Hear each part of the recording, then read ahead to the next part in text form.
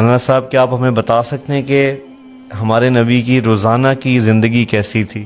فجر کی نماز کے بعد آپ کا حلقہ لگتا تھا، اس میں ہر قسم کی باتیں ہوتی تھی. کبھی دین کی بات ہوتی تھی، کبھی دنیا کی بات ہوتی تھی، کبھی ہنسی مذاق ہوتا تھا. اللہ. پھر آپ جب ایک نیزے کے برابر سورج ہو جاتا تھا تو آپ 2 نفل پڑھتے تھے.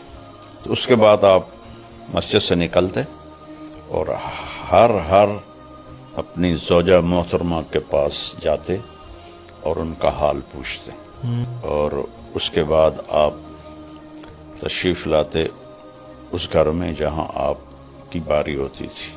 وہاں پھر آپ تھوڑی دیر آرام فرماتے تھے. اس کے بعد پھر اگر کوئی وفود آئے ہوتے تھے تو پھر آپ ان کے لیے تیار ہو کر مسجد جاتے اور ان وفود کے ساتھ ملاقات کرتے.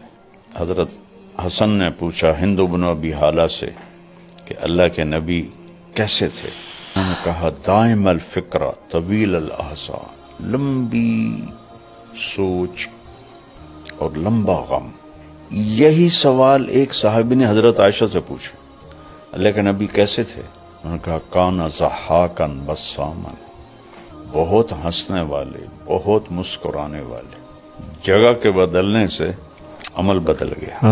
پھر مغرب کے بعد سب بیگمات کو وہاں بلاتے جہاں آپ کی باری ہوتی تھی. دن میں 3 مجلسیں ہوتی تھی، فجر کی مختصر، عصر کی تھوڑا ٹائم، مغرب کے بعد پھر سب کٹھی اس گھر میں.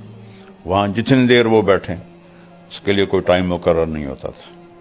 پھر وہ ساری عشاء سے پہلے اٹھ کے چلی جاتی تھی.